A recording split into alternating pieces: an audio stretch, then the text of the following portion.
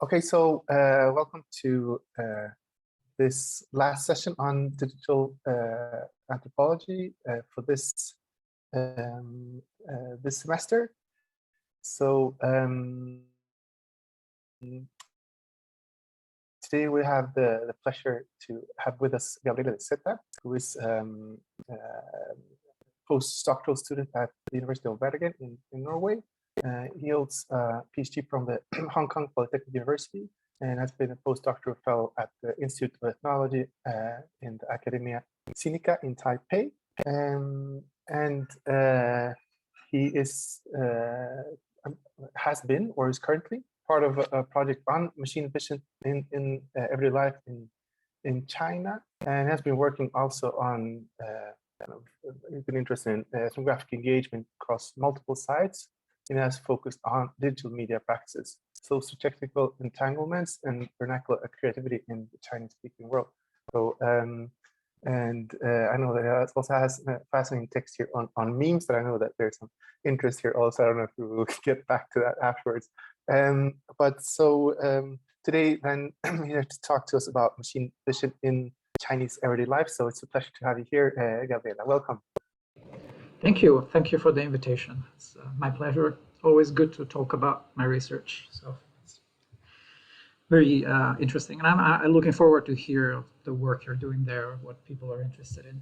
I'm going to talk a little bit about memes, just a little bit, a couple of memes about this. But yeah, and you can see one here. It's not really a meme, but more of a newspaper comic vignette about face recognition systems in China.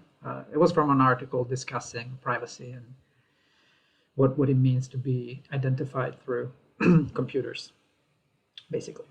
But yes, so this talk that I put together is kind of the standard talk for my current project. So I'm going to go through all of it, what I'm doing, and present some preliminary results and directions for future research. And I'm going to explain what these terms mean. So matrix barcode, swap faces, and 1,000-mile eyes might seem a bit incomprehensible right now, but they will make sense. And so, as you said, I am currently a postdoctoral fellow here in Bergen at the University of Bergen, and I am attached to this project. This is a 5-year project called Machine Vision in Everyday Life. It's led by Professor Jill Walker-Redberg, and we have 3 PhD students working on different aspects of this. And I'm the postdoctoral fellow who's focusing on China.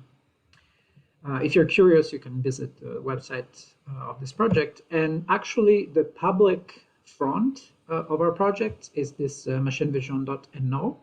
If you go there, it's you can find a database of 500 works, science fiction, video games, movies, narratives, contemporary art. And these are all works that somehow include machine vision as a technology. So this is kind of the core of our project. It's this database in which we catalog and try to make sense of how machine vision is represented. And this is an open database, so people can just go and, if you want to do a research project on it, you can find a lot of data in it and analyze it more quantitatively or qualitatively. As part of this project, just a few months ago, we actually did an exhibition here at the Museum of Natural History, or University Museum. These are some photos of the installation of it. And we presented a little bit of some of our outcomes and what we're doing. And here you can see pictures of all the technologies that we're interested in. So face recognition, filters, Earth imaging, drones, object recognition, deepfakes, all kind of things that are related to machine vision. And my part of this project is titled Machine Vision in Chinese Everyday Life. So it's kind of just the same topics, but focusing on China. And it is running from 2020, and it will end in 2023, late 2023. So it's a 4-year research project. I'm kind of halfway through it right now.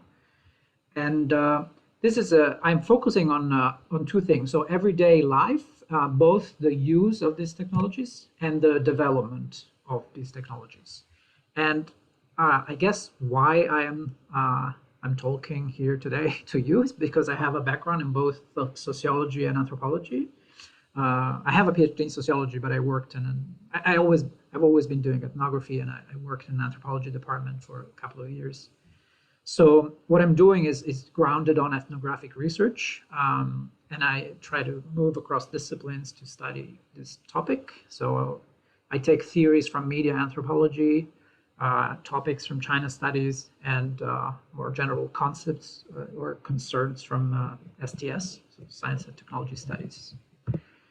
And just to give you an idea, the last couple of years I've been spending here, mostly in lockdown, as everyone today. So I've been doing a lot of the literature review and doing some preliminary work, research work online, and getting ready for fieldwork. I was supposed to start fieldwork right now, but of course it's still quite impossible to travel to anywhere in East Asia. So I'm hoping that I'll be able to do it next year, 2022. But for the moment, I'm doing some work online. Thankfully, I also do digital ethnography, so I'm doing some interviews, a lot of participation in social media and stuff like that. So next year, or the last year of this project, will be just hopefully writing up a book about this topic. So that's where I'm at with this project. As for today's talk, I'm gonna introduce the general topic, which is artificial intelligence and machine vision in China. And then I'm gonna run through 3 case studies, one of which I already wrote as an article, and the other 2 are in the works.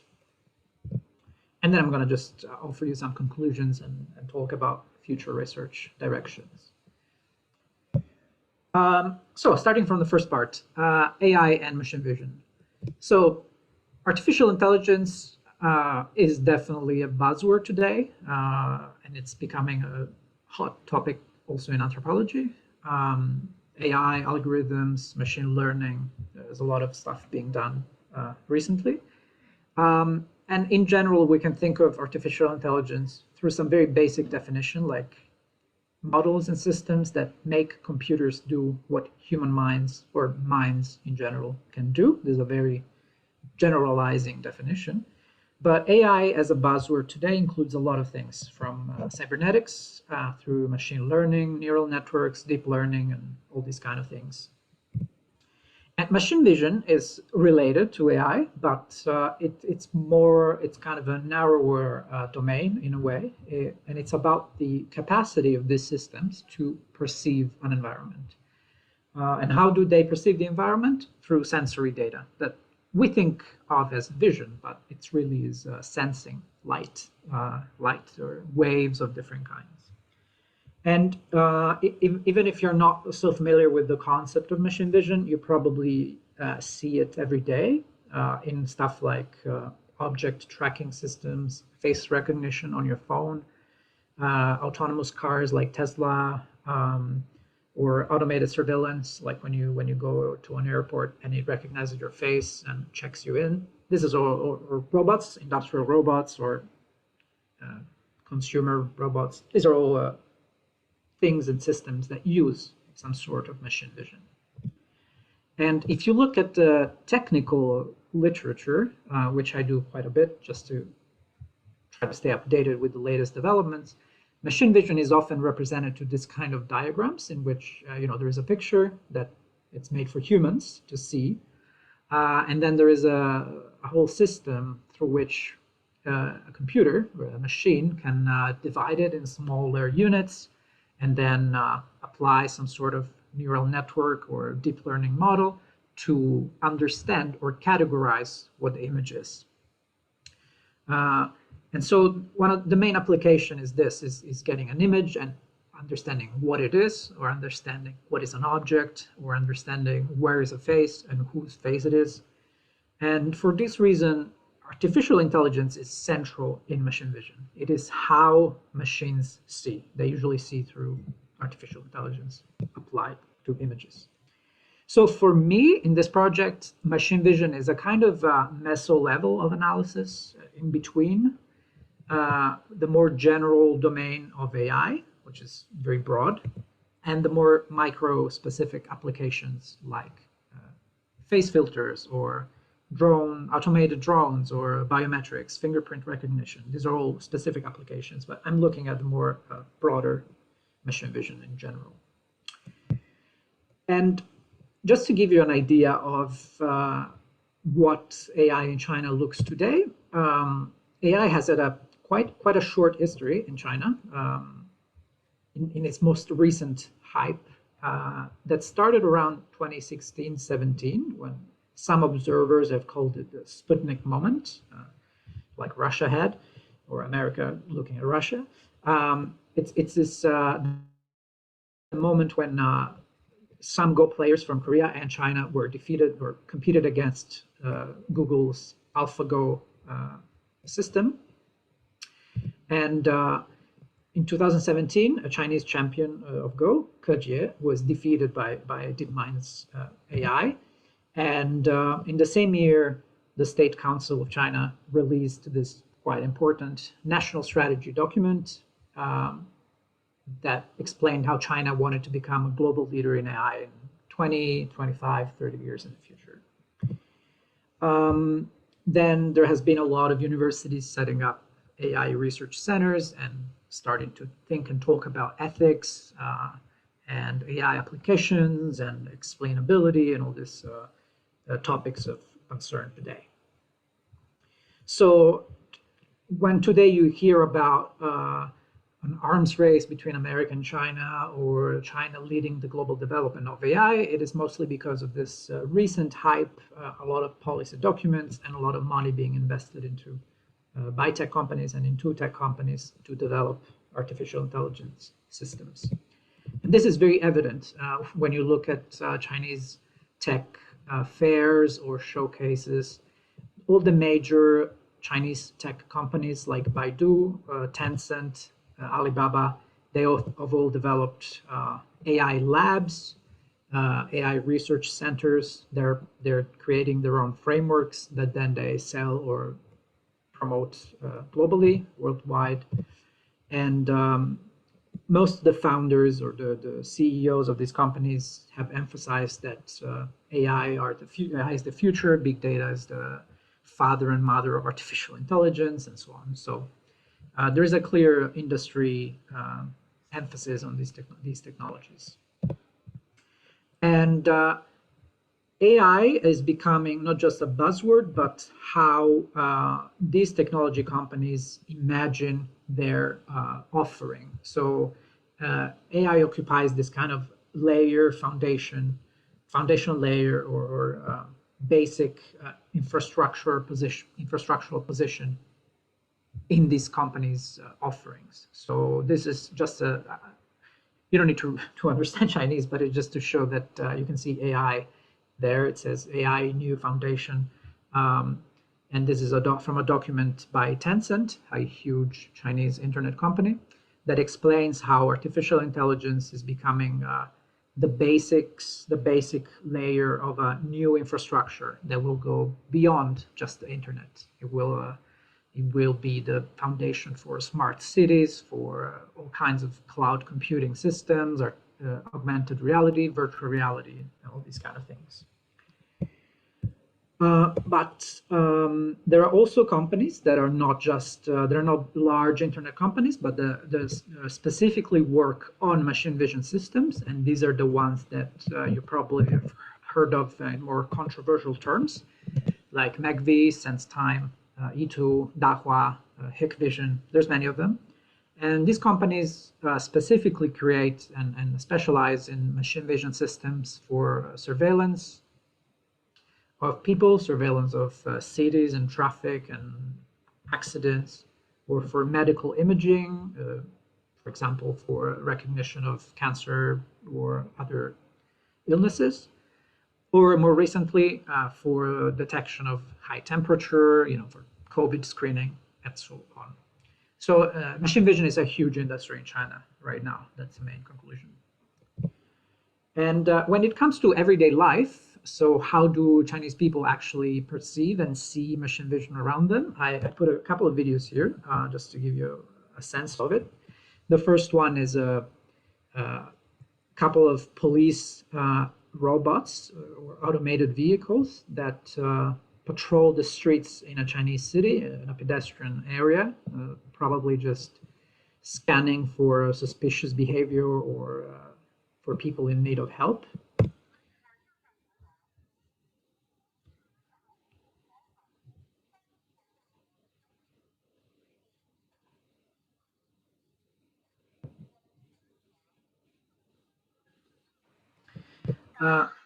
Oops. And the second video I'm going to show you now is another application of machine vision that is quite popular, or at least quite discussed about. It's smart street crossings that recognize when people are crossing with a red light and then take a photo of the person and shame them publicly. Oops. So.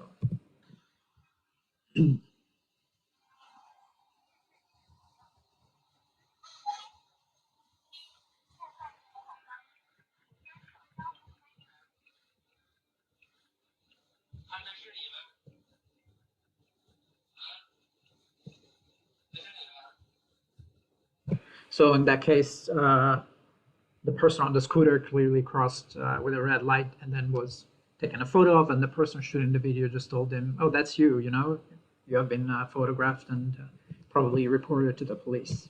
So this is how some examples of how these technologies are not just hype in the industry, but then are deployed in everyday life contexts.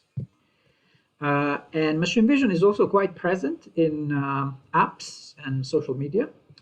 I'm sure you know about TikTok. The Chinese version of TikTok is called Douyin, and it has a function that I think TikTok still does not have. It's a function that recognizes what people are wearing or the kind of objects that they're using in their videos, and then allows you to search for an object and to buy it on other e-commerce platforms. So it's just object recognition basically applied to your videos. And other companies like Baidu have also introduced machine vision products like face recognition or image recognition. You can just upload an image or a photo and it will try to search for that person or that object. And of course, there are many apps like Kuaishou, which are kind of like Snapchat or Instagram, where you can shoot short videos and photos with face filters. There's also an application of machine vision systems. So so machine vision is not just present in everyday life, like street crossings and police robots, but also in many apps that people use regularly. So the main conclusions of this general section is that machine vision technologies rely more and more on general developments in artificial intelligence. This is how they are connected. And machine vision is a useful meso level of analysis between the broader domain of AI and its practical implementations. The artificial intelligence hype in China starts around 2017, and these 4 years of industry growth have been supported by government policy, but also driven by private investment that has also in turn prompted the government to support it. And all the major Chinese tech companies have some kind of AI research lab or center, and they predict that artificial intelligence will have ubiquitous infrastructural effects in China and around the world. And there are also several tech companies that specifically develop machine vision products and software that then are deployed in Chinese everyday life. So this is the context of my research project. Now, just to show you 3 ways in which machine vision is developed and used, I'm going to run through these 3 case studies. The first one is perhaps the simplest form of machine vision that we're all very familiar with today. And this is an article that I'm currently writing. And it's a case study revolving around QR codes. because today we might know of QR codes just because of COVID and vaccine passports and things like these. But what is perhaps less known is the history of QR codes. So QR codes were invented in Japan by this man, Masahiro Hara, who was still is an engineer at this company called Denso Wave. And he invented the QR code because he wanted a better barcode. So barcodes are horizontal and can only contain information horizontally in one dimension. The QR code's advantage is that it can contain or encode information in 2 dimensions, so it can encode more information. And that's why it's better than just barcodes. You would need a very long barcode to put all your vaccine passport information, for example. So another advantage is that QR codes can be scanned from any direction because they are well, they're 2-dimensional and they have these tracking points on their corners.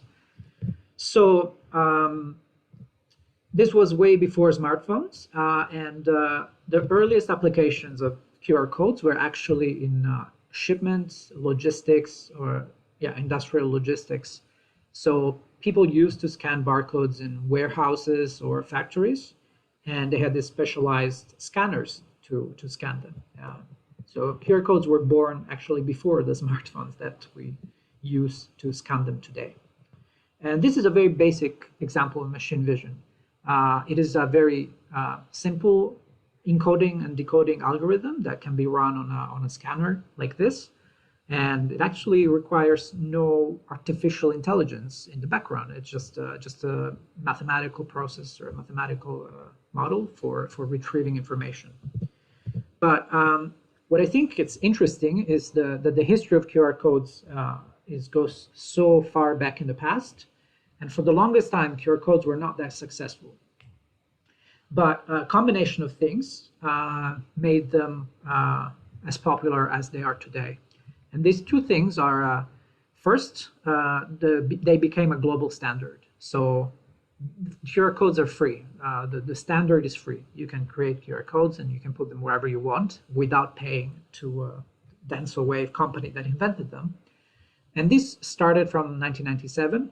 The company wanted to make QR codes an open standard. And but this was not enough to make them as popular as they are today. For that, we needed another piece of the puzzle, and that is the ubiquity of scanning devices. So today we have smartphones and tablets and maybe even smart glasses. And these are actually the first widely popular devices that can scan a QR code, because a smartphone has a camera, quite a good camera, that is based on a digital sensor. So it's very good for scanning this kind of pixelated images.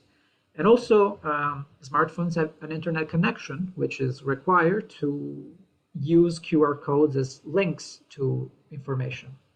So the combination of the global standard and the popularity of smartphones resulted in what we have today, that is, QR codes are very popular for many different uses. But while we have become familiar with QR codes, and I'm saying we to say people outside of East Asia perhaps, in China, QR codes were very popular since at least 2014. And this has been mostly driven by an app called WeChat. I don't know if you heard of it. It's kind of like WhatsApp or Facebook Messenger, but much better, or with much more services or affordances. And in 2013 or 14, WeChat decided to incorporate QR codes in its interface for a couple of main purposes. One was adding other people. So you could create like a name card with your QR code, and people can scan it and add you. And also you can scan QR codes around the world, on surfaces around you, and shops or whatever, to retrieve information or visit pages of some shops or companies.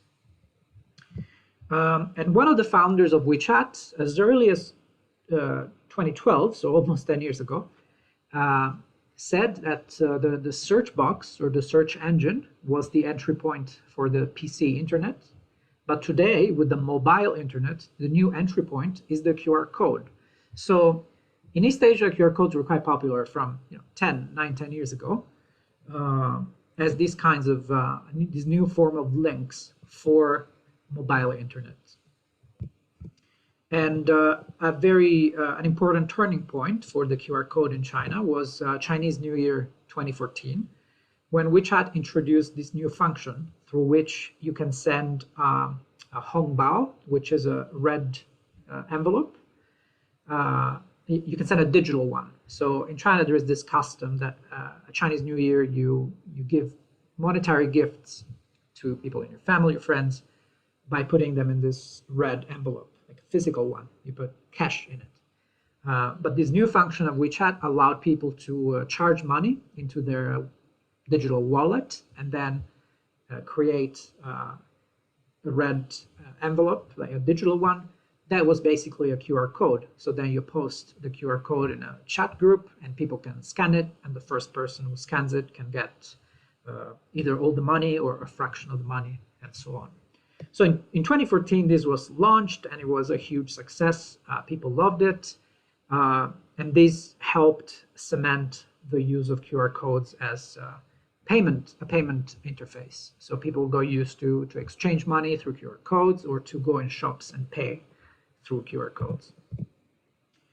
And beyond the standardized QR codes, there have been a lot of new aesthetics. Like WeChat introduced these custom style QR codes where you can add images or icons, and also Tencent developed a circular version that is proprietary.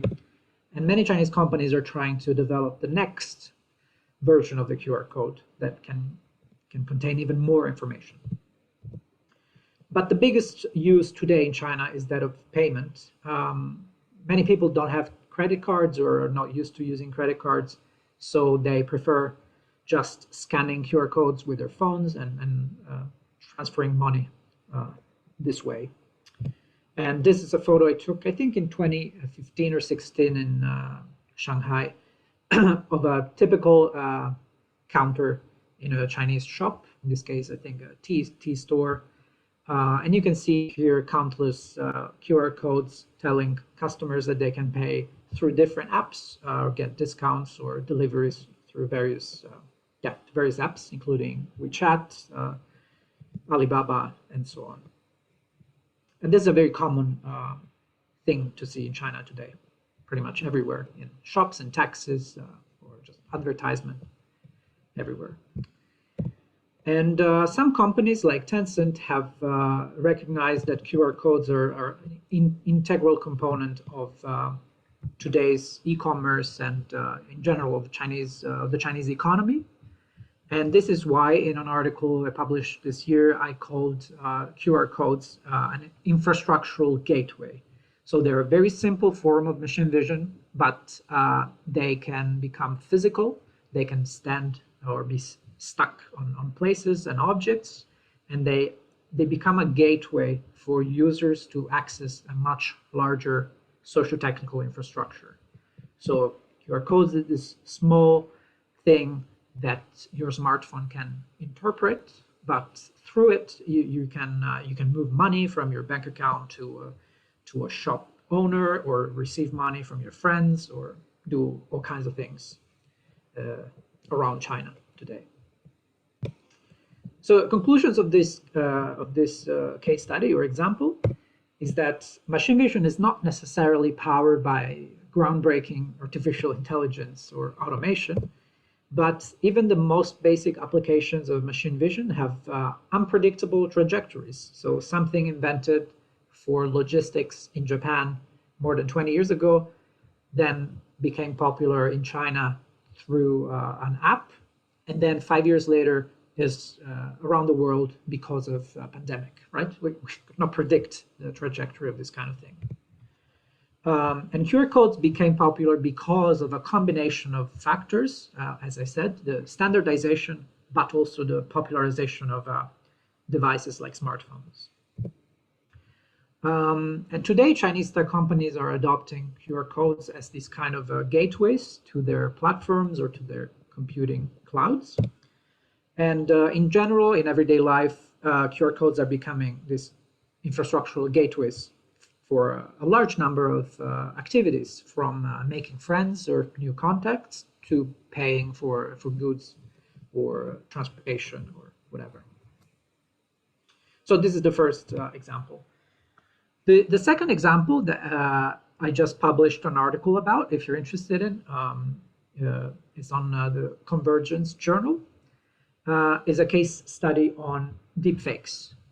And of course, of deepfakes in China. But I'm sure you're familiar with what deepfakes are. This is just, I just put here an example of a singer on which other people have swapped the face of various Chinese celebrities.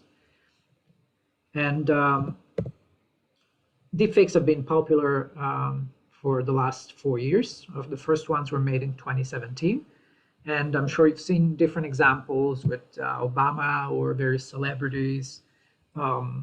It is a very, not simple, but it's a very direct application of face recognition technologies.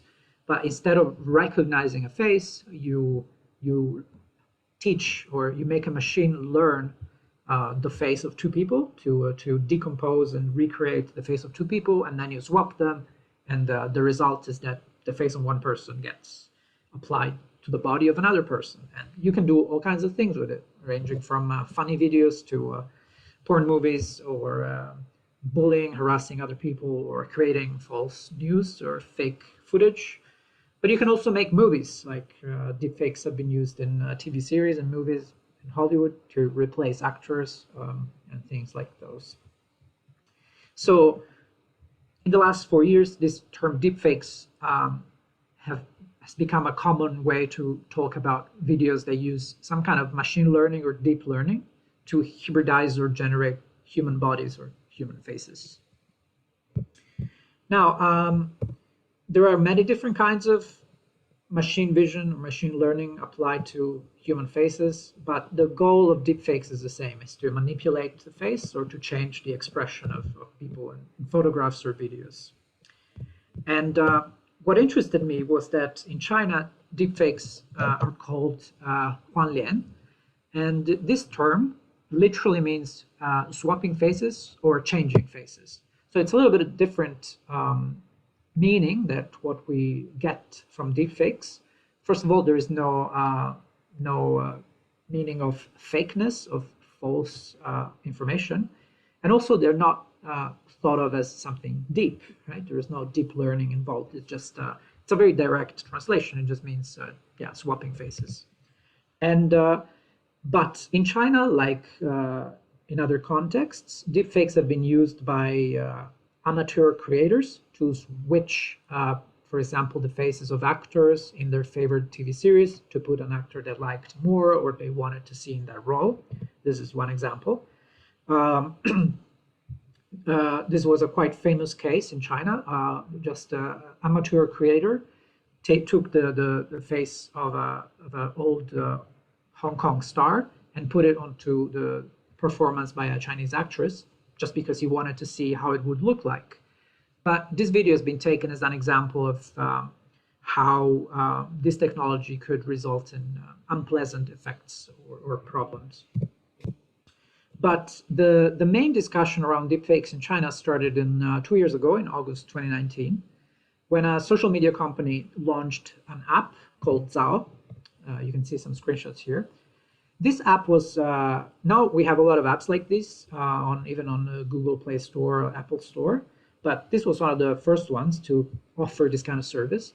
And it's quite simple. It allowed everyone, every user, it's a free app, and it allowed them to just take a photo of themselves, and then it would automatically put their face onto scenes from TV series or movies. So you can create, I don't know, a scene from Iron Man with your face or stuff like that. And this app was very popular, so I decided to download it and try it. the same day that it launched, actually, because I was seeing it on all social media, so I was curious. So how it works is that you first choose a scene that you want to be swapped in, and then you take some picture from different angles, and you verify your identity, and then it just outputs an image or a video with your face swapped in. Here you can see one example. And then you can share this picture on social media and talk about them with your friends. It's mainly for entertainment purposes. But what happened was that just a few days after, and from September to November of the same year, people started realizing that the terms of consent of this app actually allowed the app or the company to keep or to acquire the rights to your face, to the user's face, and to other personal data. So users were very excited to use it, to try it, and then they became very angry. And there was a lot of discussion and debate about privacy, and they wanted answers from this company. So Chinese news started reporting on this app and saying it's dangerous, people should be careful with their personal image. Here you can see one kind of advertisement or a newspaper visualization asking, saying, deep fake apps are becoming popular, but do you know the risk of losing your face, or do you know the risks, the effects of losing your face, which in Chinese literally means losing reputation in a way. But what they mean is, do you know the risks of putting your face out there? Other people can use it to access things on your behalf, or scam you, or create pornographic videos with your face. So kind of warning people to be careful with these kind of apps. And after a few days, Zao, this app, was forced to update its terms of consent and to implement stricter identity verification systems. And Chinese authorities launched investigations into deepfakes and started creating or promoting policy to regulate synthetic media like deepfakes. So the results have been that in November, so only a few months after this app was launched, the State Information Office released a new regulation that included clear articles on synthetic media and deepfakes, saying that apps need to enforce privacy protection measures and inform users about what they're doing with their biometric data. So what this shows is that the state is actually quite responsive when there is a media outrage about technologies like machine vision, and that there are constant efforts in creating a better policy for it. But despite this, as of today, if you go on websites where Chinese users share video creations and humorous videos, or video memes, you can still find a lot of deepfake videos. Here is just a screenshot of a search for deepfake on one of these websites. And these videos are mostly funny creations in which users put their own face on a movie, or put the face of a celebrity on another one, or try to do weird kind of deepfakes. But it shows that despite the regulation and the media backlash, a lot of people are actually interested in learning about machine vision, even if they don't have a computer science background. And they come together in these communities of practice in which they create tutorials and teach each other how to use different kinds of software, or how to do very basic media manipulation through these models. So the takeaways from this example, from deepfakes, are that complicated machine learning frameworks like face recognition, face detection, trickle down from computer science research to vernacular creativity. So to creativity of people like me and you, and anyone who's interested, and that users of these platforms experiment with all kinds of resources that are available to them to create stuff that they think is fun or interesting or playful. And as these products are commercialized by apps like Zao, they're not necessarily just adopted by everyone, but users actually receive them critically. And yeah, they might have fun with them, but they also inquire about the implications for privacy or their safety. And at the same time, Chinese authorities are quite responsive to their concerns and are quite happy to regulate the popularization of these AI-powered tools. So after this kind of regulatory backlash, there is still creativity happening, but it happens in these less visible communities of practice that gather on some specific social media. So I think this is an interesting case because it shows that some perspective on machine vision that is usually less visible, and it's an applied use of machine vision to create funny content that I think is relevant everywhere, not just in China, but it will become quite important across the world right now or in the following years. The third case study, which I still haven't written about, and I hope to do more research on it on the field, is what I call the 1,000-mile eyes, and it's more of an imaginary of technology that is promoted by Chinese companies and also Chinese news media. For example, this is a screenshot from an advertisement for China Mobile, telecom provider, and it's an advertisement of 5G networks. And in this advertisement, there is a policeman with his smart glasses who is following a criminal and is able to identify the criminal and follow him in different city spaces and finally catch him thanks to the power of face recognition and 5G and all this kind of machine vision products. And what is interesting is that in the comments to this video, many Chinese users voiced quite suspectful or not so, thrilled opinions about this technology. Some of them, said this is crazy. Big Brother is watching you. We do not want this 5G.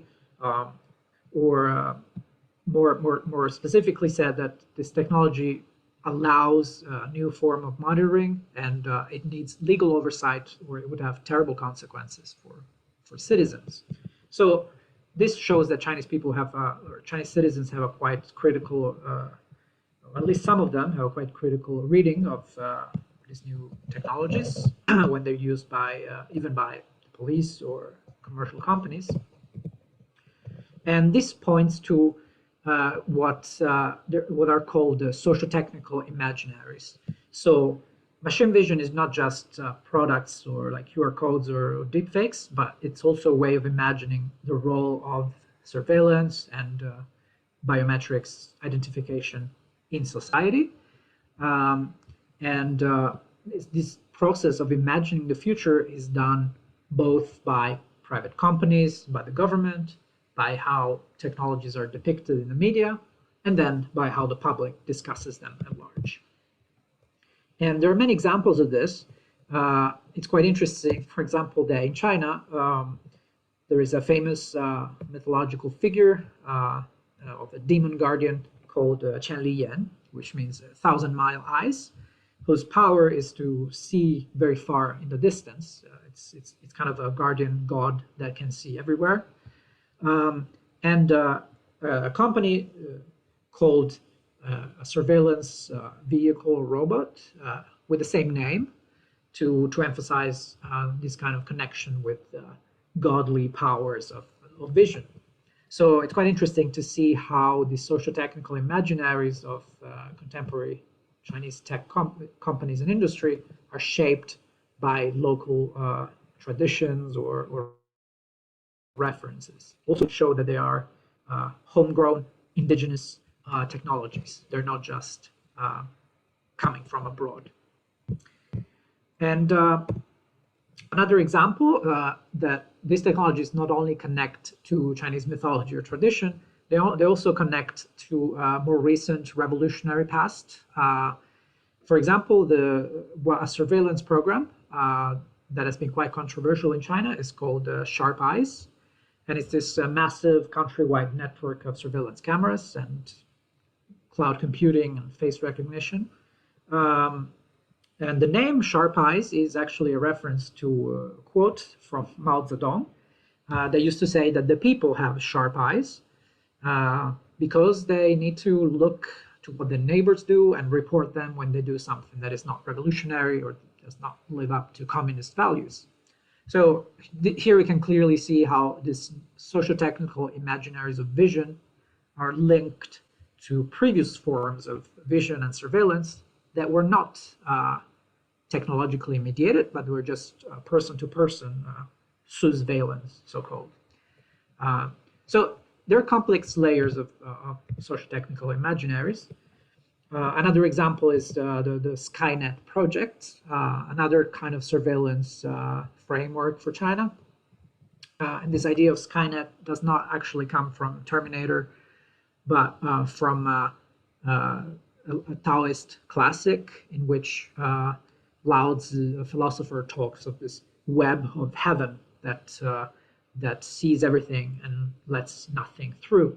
So again, we can see how these systems, often promoted by the state and the police, link back to ideas of godly supervision or the celestial oversight, or religious overtone or philosophical overtone.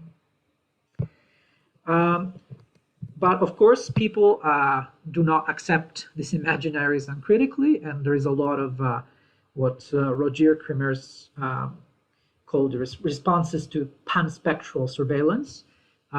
So I call them surveillance vernaculars, which means how people respond to these imaginaries from below. And some of these responses are memes or funny images. Here you can see a few of them.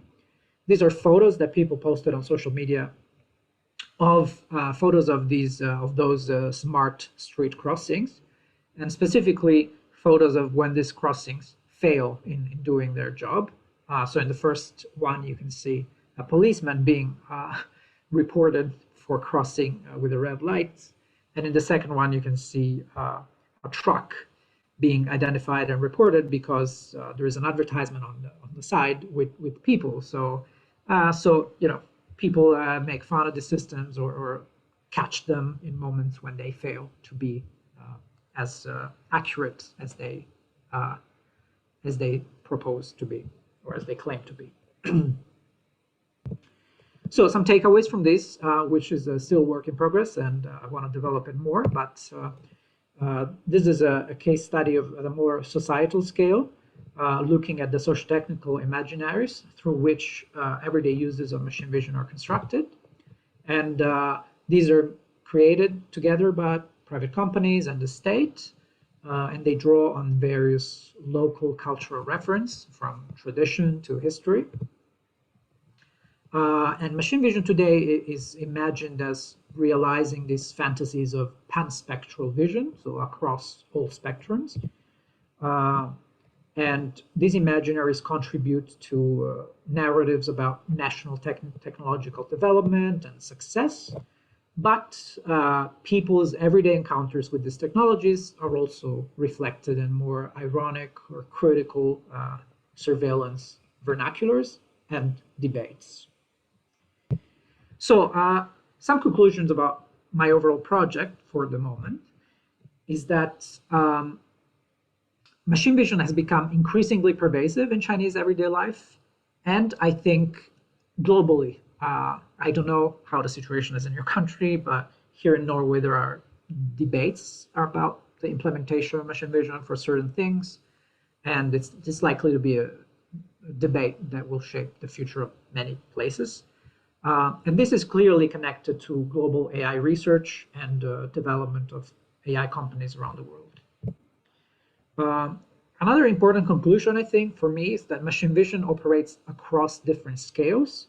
So with these 3 case studies, I kind of showed you 3 different scales. Very small scale of QR codes is this tiny infrastructural gateways, to the personal creative scale of deep fakes, just the application of machine learning models to images and movies and videos, but also the much larger scale of national surveillance programs and societal imaginaries of technology. So machine vision is not just face recognition, it's not just, the first thing you think when you hear the term, but it actually operates across very different scales. And I think scale is something that anthropology studies quite well, because you can immerse yourself in a context and look at things across different scales. And third, in order to understand how artificial intelligence changes society, we need to look at the situated narratives that emerge from its everyday use and development. And this is why I looked at these three examples through everyday cases, everyday uses, QR codes in shops, or videos of police robots and street crossings, or social media platforms where people have fun with deepfakes. I think it's very important to look not just at the computer science side, not just at the abstract discussion of AI, singularity, synthetic life, and stuff like that. I think it's very important to look at the situated use of technology. And as for some future directions, I think we've all lived through 2 years of pandemic, so we know quite clearly how machine vision is present in our life. There's QR codes. I found a new life in China, especially as these health codes, that they still use to track people and tell you when if you're green, free to move around, or if you are suspected of being contagious or infected. And also face recognition systems have been trained to identify people with face masks, showing that there is always a constant evolution and development of the accuracy of the systems. And especially in China, machine vision is more and more used for automation of vehicles, deliveries, especially during lockdowns when people don't move around that much.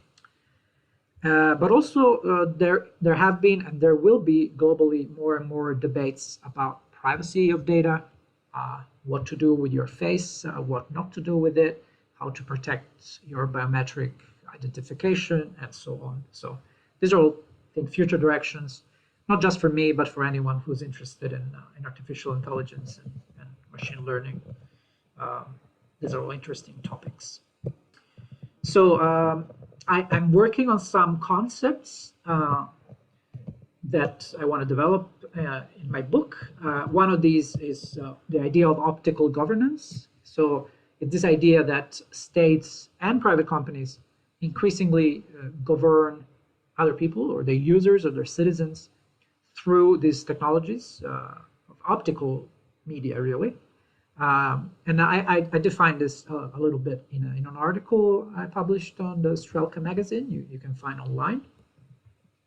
So optical governance is how the world is increasingly read by and made readable to increasingly complex assemblages of vision machines, so machines that can see. I also proposed this idea of infrastructural gateway, which for me, one example is the QR code, and there might be new ones or there might be more gateways to be studied. And then I do some work on synthetic media like deepfakes.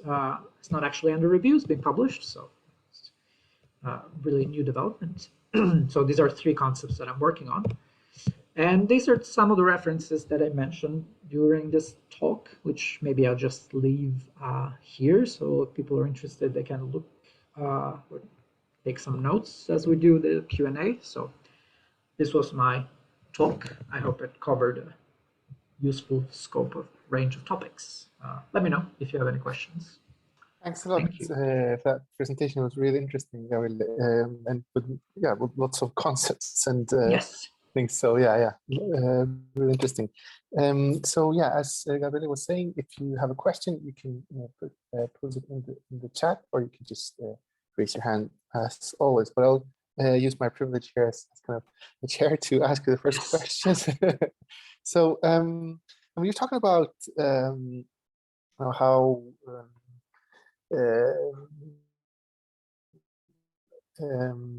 machine vision is kind of the struggles around that, and you mentioned kind of what kind of discussions are in place. You're talking about how society is being changed by machine vision. That was would be interesting, kind of hearing more about the fears that are being kind of that you see there. So you're mentioning kind of the government there. What's the relationship there that you could see kind of between government and private actors? What are people most afraid of? Is it like the private companies taking over and everything becomes commercial, or is it kind of the state? Where's that discussion in China? Yeah, thank you. That's actually a central question that I'm still finding out new things, and it's very interesting because I think in Europe and in the US, the debate has mostly been against state use of these technologies, and of course, companies must be accountable to the law. But people are kind of afraid of, state surveillance, of being tracked, or their data being in the public or accessible. But in China, what I heard are a bit slightly different responses. One of them, and I think these are shaped by the fact that, of course, it's more difficult to be directly critical of the government there, but also I heard a lot of suspicion of this kind of, like, let's say, face recognition and surveillance cameras, where people kind of single out private companies more than the government, and they wish that these companies were more regulated, and that there were like a stricter regulation of what the companies can do with private data. And I think this is because, first of all, of course, people know that the companies, the government pays these companies to create massive surveillance systems for the state, for the government. But they also know that that's kind of unavoidable and it's part of Chinese society. So in a way, they would rather start from having a solid legal framework to protect their privacy from the use of this data for advertisement or for giving loans or tracking someone's wealth or someone's credit standing, things like this. So what I heard is actually more suspicion against private companies. And I think it's a way to bypass direct criticism of the government and to say, we wish that the government did more and regulated these companies more strictly, which would then protect them also from governmental uses of these technologies. So it's an interesting interplay. And at the same time, you hear a lot of welcoming attitudes towards these, especially when, for example, face recognition surveillance is framed as something that helps combating crime, violence, theft, all kinds of criminal behavior, which people are actually quite optimistic about. If cameras help make your district safer, then I have nothing to hide. This is a very common thing. Like, I'm not a criminal, I have nothing to hide. As long as I know that my data is safe and that it's only used for law enforcement, that's okay. So there's a lot of debate around this, but I found it interesting how, there is this constant balancing between who is the target of the criticism, if it's the private company or the state or the government or authorities. And I'm curious to know actually how it is in Mexico, just because I don't know anything about it, but yeah. Yeah, I don't know if anybody could answer that. I would need to think about it a bit more. I haven't really thought about it, but yeah. But I'm sure there are debates around this.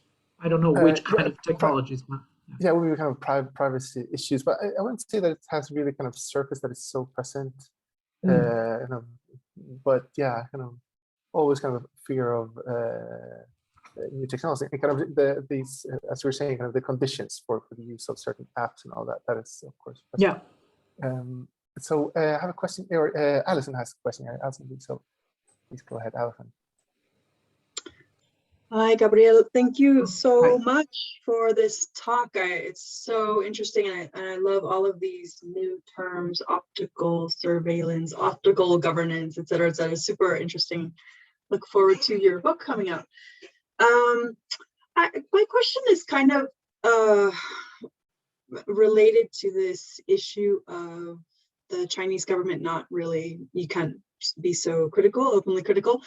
So how do you all position yourselves as researchers in this? You know, I mean, you're obviously, you know, a critical researcher. So how do you, like, do you have permission to do this? Are you doing this, like, what is your positionality, I guess, in this research? Because that's the question. Thank you. Yeah, well, fortunately, I'm the only person in this project to study China. I mean, fortunately for the others, so they don't have to position themselves in this. But for me, I have done research in China before. I lived there for a while. Also, I did my PhD in Hong Kong. I did my fieldwork between Hong Kong and China, traveling quite a bit. I've always been, you know, either attached to some local institution, and I haven't done fieldwork on this yet in China, so I don't know what will happen. But of course, you always have to kind of know the bottom lines for what you can and cannot do. But I would also say that it's not something that cannot be talked about. There are actually quite a few local scholars, Chinese scholars, that are way more critical than I am. They write openly about, for example, privacy, you know, the use of face recognition in public, if it should be banned or regulated. And I think because the government is actually using these technologies, but is also interested, or you know, at least has an interest in hearing how people, what people want in terms of privacy protections from private companies.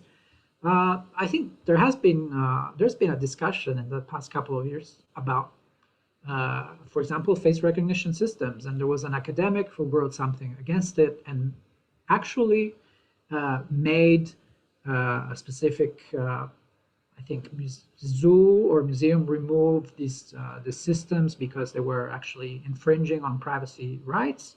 So it is a sensitive topic when it comes to things like you know, monitoring ethnic minorities or you know, dissidents, of course.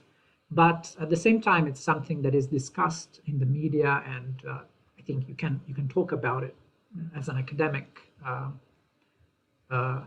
until you write something that is explicitly, you know, critical, and then you probably have more trouble. But I'm waiting to do that after I do my fieldwork, probably. Yes. Yeah. Okay. Great. Thank you. Oh, sorry. So Adriana Moreno, please go ahead. Hi, Gabriel. Hi. My question is similar to Alison's, but I want to know which are the challenges for studying this in ethical and methodological terms. Yes, thank you. The challenges are, well, there are many. The most obvious is that, as I said, this is not one single technology, and it's many different technologies, and they operate at many different scales. And I'm not a computer scientist, so I don't understand all the technical implications. And also, you know, studying something ethnographically is always has a lot of, you need to find your own methods.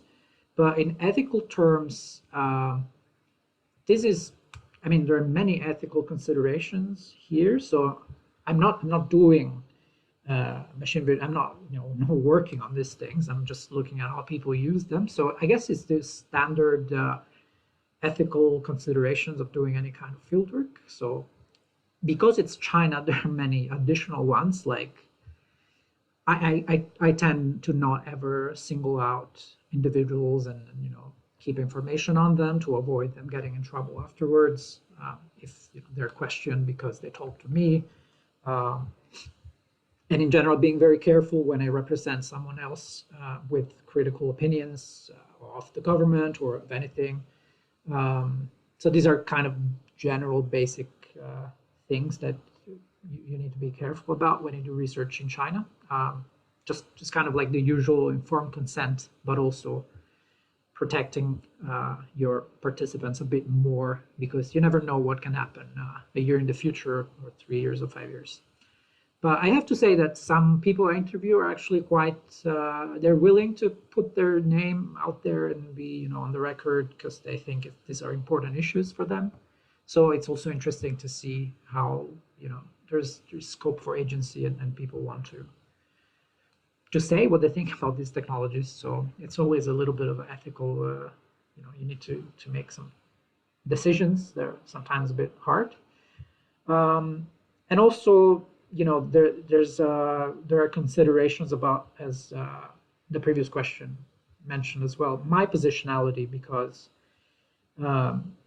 I occupy a lot of different roles especially if I go there on fieldwork. So I can be seen as like a foreign expert on these issues, but also as someone who might be critical, and some people might see me as someone whom you can complain to, that maybe can help them make their case more visible or their complaints more visible.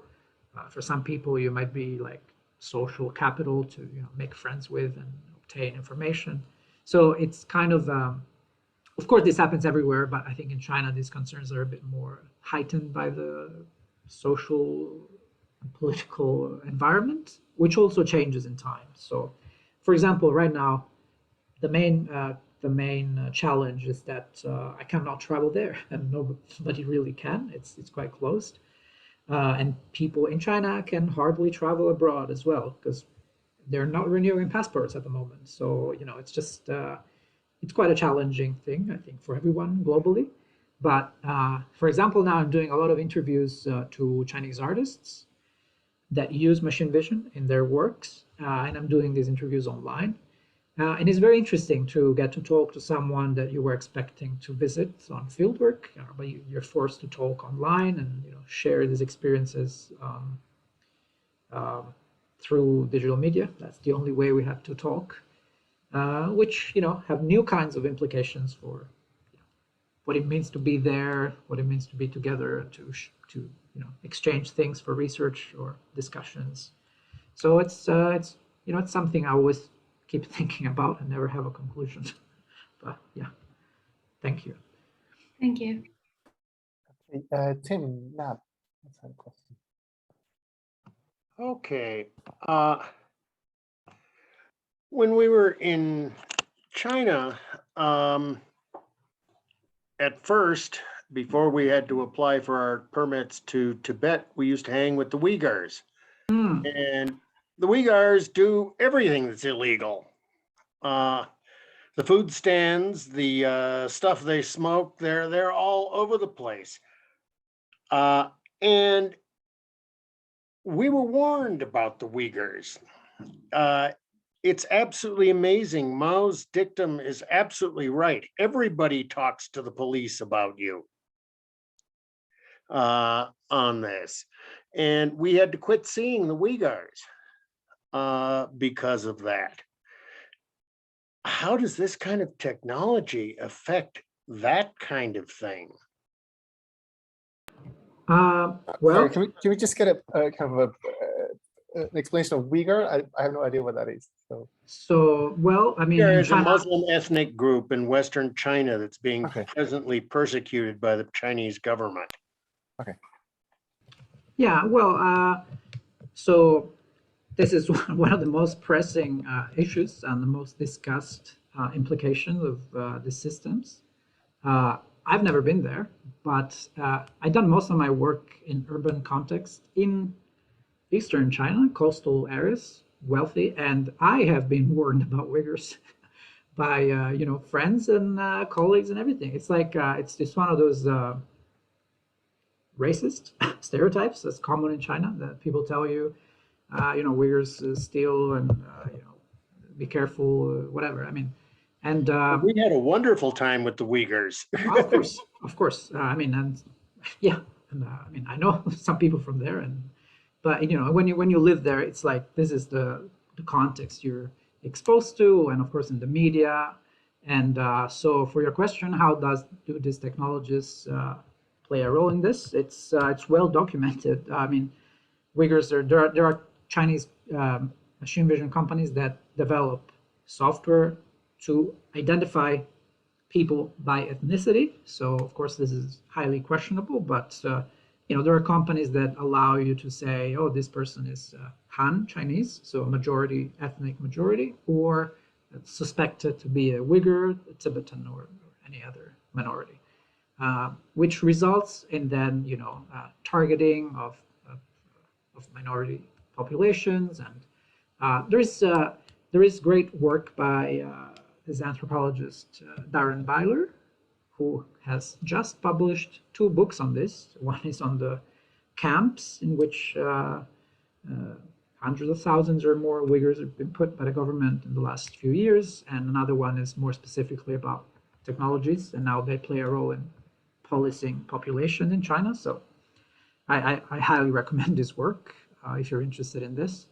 And of course, this is it's not a Chinese only problem. It's one of the assumptions of these systems in general, that you can identify people's ethnicity, or that you can figure out someone's sex or gender, or whatever, from their face, that are deeply unscientific assumptions. But when a tech company sells it to you, and when a government wants to use it to do what they want, then people have less agency to react to them.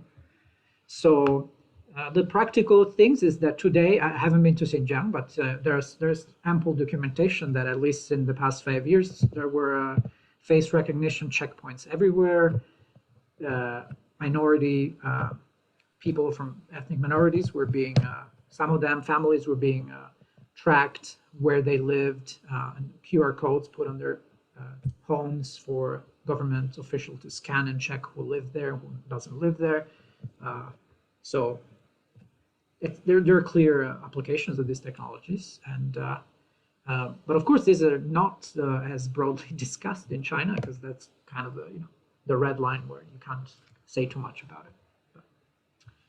But, yeah, these are some recommendations for further reading. Thanks a lot. Thank you. So I was just thinking about more subversive sides here. How do these things work? I know one of the persons that is present here, he was to China before the pandemic and had some troubles using WhatsApp, and then after 2 days figured out how you could do that. I have no idea how you did that. I don't know, VPN or whatever. But how does that work? And how do people play that out also when it comes to machine vision? Do you have any idea about that? How people can get around this? Do they use masks, or what do people use things to get around these things? Yeah, I mean, it's yeah. So one thing about China, at least in my experience, is that when you see from outside, the narrative kind of plays up this idea of control everywhere and surveillance, but there is also a lot of everyday tactics and strategies to avoid the systems or play against them, and there's a lot of illegality and people going around systems in every way they can. I have a lot of examples. There was a famous one in the news. Someone who went to, I think, buy a house and did not want he knew that the place where he was going to purchase his apartment or something had a face recognition system connected to his credit score or his standing with financial standing. So he didn't want to be identified. So he put a giant, a huge helmet, like a motorcycle helmet, to go buy a house. So he was, of course, people took photo of him, and he became this kind of icon of resistance, so to say, or privacy protection in any way you can. Similar things have happened in Hong Kong. That Hong Kong, the past few years, there's been a lot of protests, and people in Hong Kong thought that the police was using this kind of systems to recognize faces. So of course they use masks, and they use lasers against the cameras. There was a lot of this kind of resistance, even symbolic resistance to the idea of machine vision being employed. And there's also a lot of criminal applications that are discussed in the news. Just recently, I was reading a bunch of news from China. There are people who are using, like criminals who are using deep fakes to create some other people's animated face and then use that animation to unlock their bank account or something, right? So you can do a deep fake and steal other people's identity, or to make fake tax returns. So it's a constant, race between the companies who want to make safe products, accurate products, and then there is all this kind of resistance, but also criminal activities in the black market of all kinds of stuff. So even for deepfakes, I did some research on a lot of groups that create deepfake porn that is of course illegal in China, but is also extremely popular, and they sell software to make deepfakes via Telegram, for example. That is not accessible from China, I think, or maybe it is, but it's not like maybe you need a VPN for it, but it's kind of this gray area or black market of the underbelly of what we commonly discuss about machine vision, like surveillance and control and everything, but actually there is a lot of gray areas and underground stuff happening, which is interesting. Mm-hmm. Yeah, very interesting. So I don't know if people have more questions there. If you would like to pose a last question. Okay, Adriana Moreno, Me again.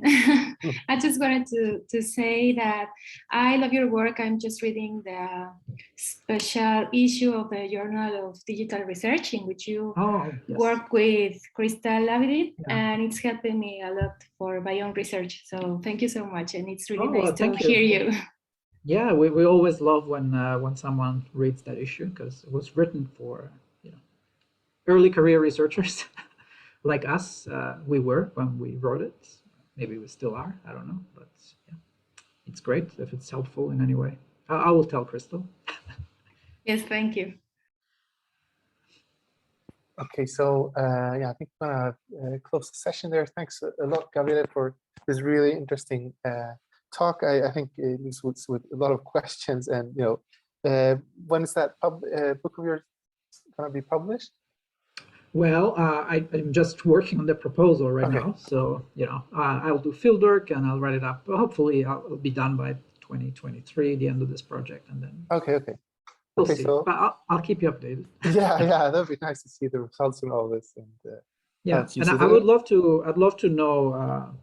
Because I'm not familiar with the work at your department. So if anyone's working on China or on these technologies, please get in touch. I'd love to read what you're doing. Yeah, and I know that you have, there's a person working on memes that was really interested. She had to leave earlier, but I know that she had read your work. So when I said that you were coming, she was like, are you serious? So, sure. So I'll tell her to get in touch or something.